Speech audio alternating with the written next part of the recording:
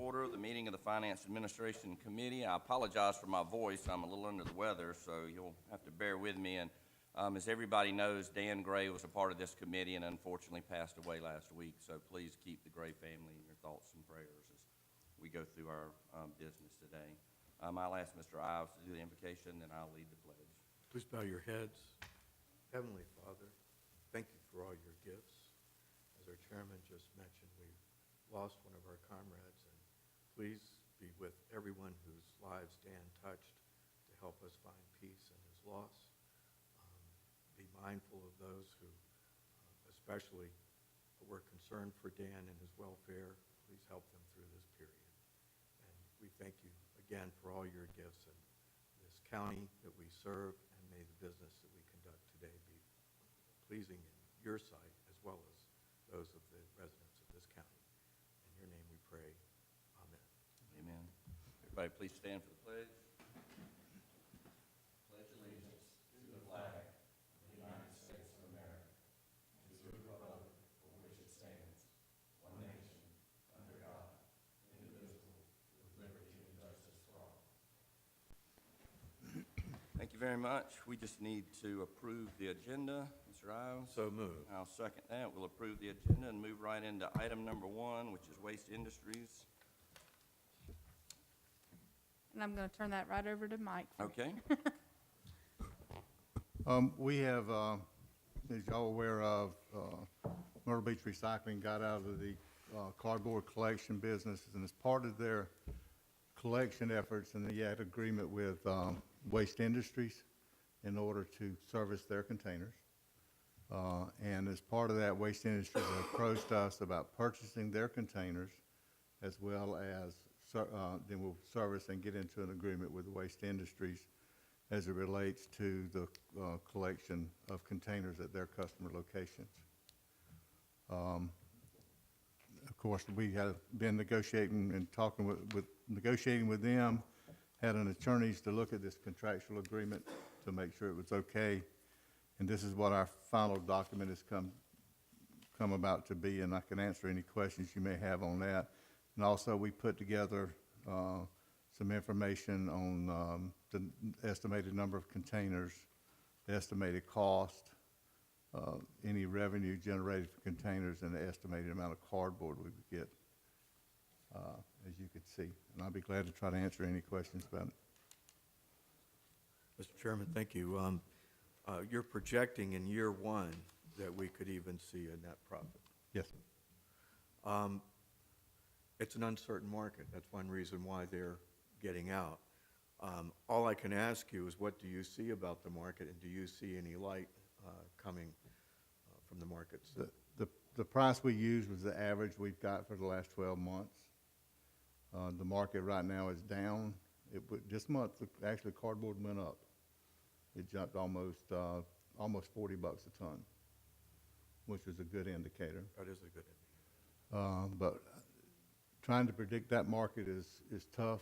I think the markets, we're not going to see any time in the near future the markets like we had last summer at $250 a ton. We're just not going to see it anytime soon. So, that's our best guesstimate of what it is. But if you took everything you got, as you can see in year 1, where we did the cost versus actual revenue, and then you throw into the landfill savings space we're looking at on top of that, by not doing it. And that's the main reason we started this, is to keep it out of the landfill, Right. and do it. And this is what we've come up with on it by looking at that.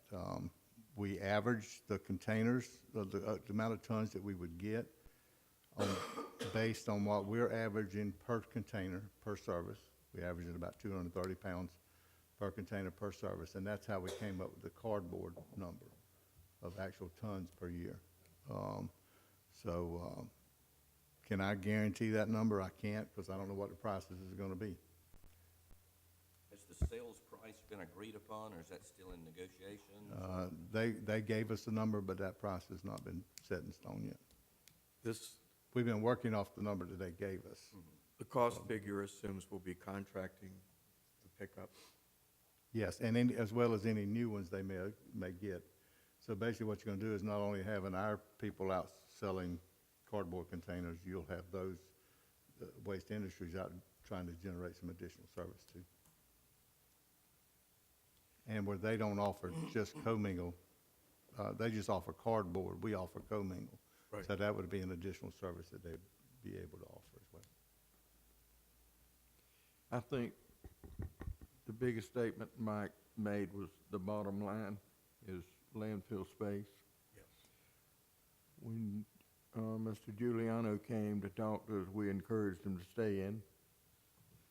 I think that surprised him that we would encourage him to stay in the business, but we want someone in it to keep stuff out of the landfill. That's the key to this whole thing. And we're scared if we don't do this, then it very well may end up behind the gates, and we don't need to lose the landfill space if we can prevent that. So, be my recommendation to move on the project, and we can negotiate that bottom line. Won't be any more than this, I guarantee you. To our core mission, we can't afford to lose this. But it's a relief to see that you're projecting a positive revenue in the first year. Breaking even would satisfy our objective. Making a little bit would help us with taking on the added responsibility.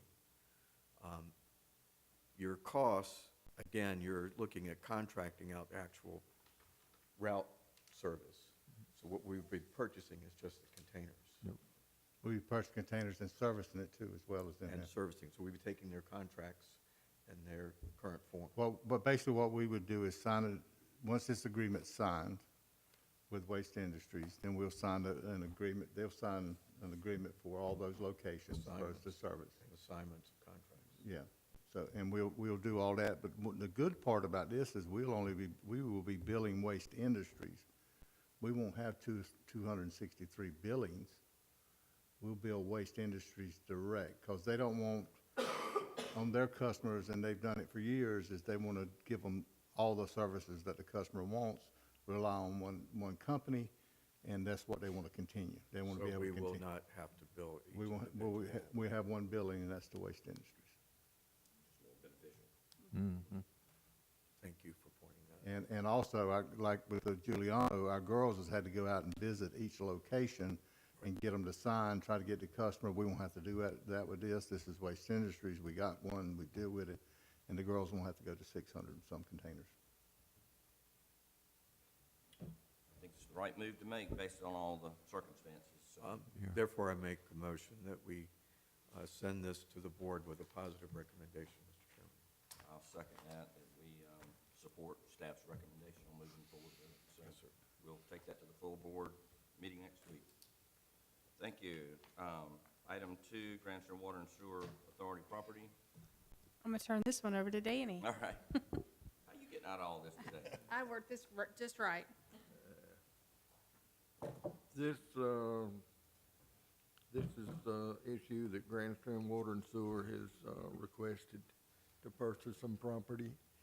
And with the information that we have, I would recommend we go in executive session to discuss the arrangements, and then if we got questions, when we come back out, Fred's here, we can ask him Okay. if there's any questions.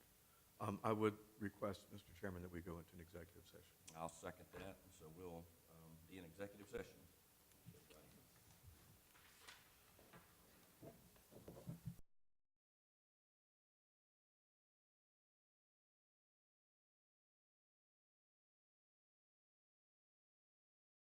Discussed a contractual nature, and no decisions were made, no votes were taken. So Mr. Knight has presented and recommended on the purchase of the land. I'd like to make a motion, Mr. Chairman, that we accept the recommendation of our staff, but we may modify what's been offered here. Out of concern for the future use of the land, immediately adjacent to the parcel that Grand Trent Sewer is interested in.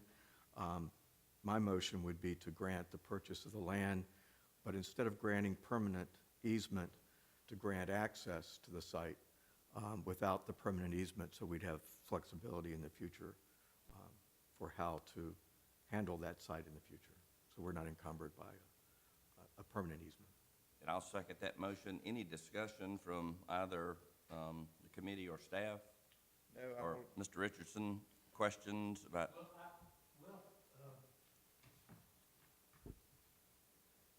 I don't understand the motion. We would be putting in a permanent deep well. So a temporary easement or whatever will not work for us. And I want to just say that I'm glad that the Solid Waste Authority has considered this. We appreciate it. And if you really don't want to do it, I can understand that. And we know ill will, we'll go on and do something else. So, but we are looking for a permanent deep well site. So if The motion isn't on the site, but on the access easement that's been requested. And to grant a configuration to be permanent concerns us because it locks us in. So what our suggestion is, you currently have access off of their National Drive to your current well, do you not? yes, I believe we do. Couldn't that be your permanent access? I would think, but I will verify. I don't know exactly why we called for what we did now. This is what they gonna sell you from, Right? this access. They don't want that to be permanent. And then me and you'll work out some way, you get in there and. That's fine. I'm good. I'm good. We just don't want to be locked into a permanent roadway. Okay, I understand. Thank you. which would thank forever. Thank you so much. Great. Thank you so much. Thank you, appreciate If it. that works, that helps a great deal. Yeah. Okay, so we've got a motion and a second. Will you and I, as committee members, vote that through to take that through to the full board when we meet next week, so, very good. Any other discussion on the Grand Street Water and Sewer, Mr. Ives? We've recorded that motion, so we don't need to consider further Okay. action on this item. do Okay, we? great. Next item, the MRF update. That is me. Oh, what? I have one item on here today. Step up there, Jay. Yeah, be short and sweet with it. As you can see, the average price for March dropped drastically again. As you can see, the average price is $104.87 compared to last month, which was $127.60. So we have seen some drastic decreases. As Mike mentioned, he has seen an increase, of course, for April. So we're hoping that next month will be a little bit better. But as you can see, also the tonnage sold was down about 500 tons from last month as well. And I think that probably has to do a lot of times. I know Mr. Besant holds on to some of the material, so hoping that the price is going to go up a little bit. So as you can see, we only sold a little over 2,000 tons this month. That with the lower price brought our revenue down for the tonnage sold to $218,118.36. That's about a $100,000 decrease from last month. As you can see, if you look down to the middle of the page, you can see the cost share is at $85,921.76. So that is what is due from Charleston based on our cost share. But for the month, as you can see, our total revenue was $304,040.12, with our total expenses being $396,535.54. So we did see a loss of $92,495.42, with a reminder that that loss is on our material. Like I said, with Charleston paying us back on the cost share, they're actually covering a significant, covering that significant decrease in the price. So that loss is actually on our material. So that, I wanted to make sure I pointed that out so people weren't concerned that, hey, Charleston's costing us this. We would have recognized this loss with or without Charleston. But year to date, as you can see, our total revenue is $3,687,801.16. And our total MRF expenses are $3,157,686.21. So we still are to the good $530,114.95. We'll continue, like I said, to watch that. They're watching the expenses over there very closely, monitoring those as well. And like I said, thank goodness for the cost share that we put into this contract, because it has helped us, this month for sure on the material. How's the storage space for the materials that you're kind of holding off to see if the prices go up? Are you, Very restricted. that's what I thought. We're working currently with, we come up with an alternative plan to try to save some money on where the building location would be, since the county bought everything behind us. So what we're gonna do is expand the electronics building, and I should have some prices on that, not at this coming board meeting, but the next board meeting to talk about.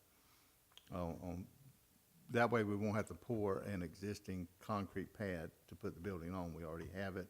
We will have to expand some of it, but at least it'll give us something to, some cover for it. And, we had, if you look at this, we had almost 300 tons of just fiber on the floor, and 42 tons of aluminum, which is 2 loads, which is almost $60,000 we had on the floor. So, it's, if we'd have been able to sell, if we had sold all of this stuff, we would have been pretty close to break even with Charleston this month. Like I said, though, our prices have went up from an average of, you see the average for cardboard at 76 is at 119. And our paper was at $28, it's gone to 62. Hopefully that's a good trend. One thing, when we set up the cost centers for each one of our operations, that's kind of a double-edged sword. It shows if you're making money or if you're losing money. Every cost center does not make money. The board's budget don't make money. No. Education does not make money. It just helps us with the landfill space, extend the life of the landfill.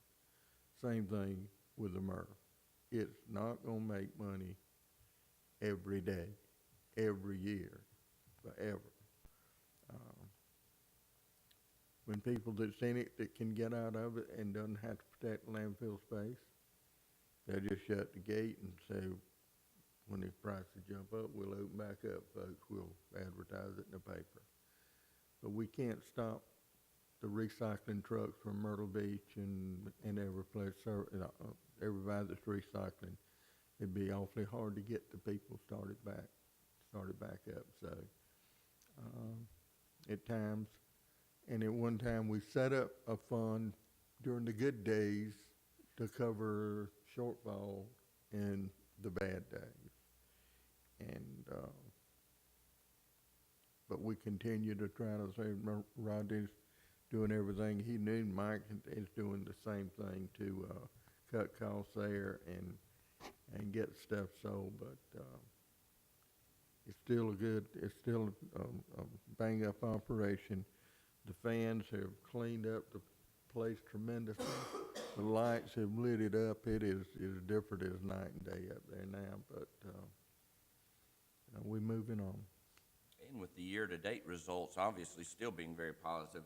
Obviously, the last couple of months have been concerning, but, year-to-date, even Mr. Ives said earlier, breaking even on some of the things is a win-win. You're keeping stuff out of the landfill and extending the life. So I applaud your efforts and appreciate the hard work to continue to do everything you can and to face some adversity with the prices. So. And I'm sure when Charleston has to write that check, they're gonna hurry that contractor up on that building, boy, pick up speed. Yeah. I will be presenting these figures Tuesday at the INR committee to the council. Tuesday? Yes, sir. Okay, good. Anything else on the MRF?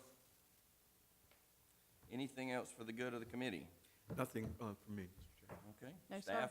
No, sir, thank you. If not, I'll accept the motion to adjourn. So moved. All righty. Thank you, everybody, for your hard work and efforts, and we'll see everybody next week. Thank you. Hope you feel better. Thank you. I appreciate that.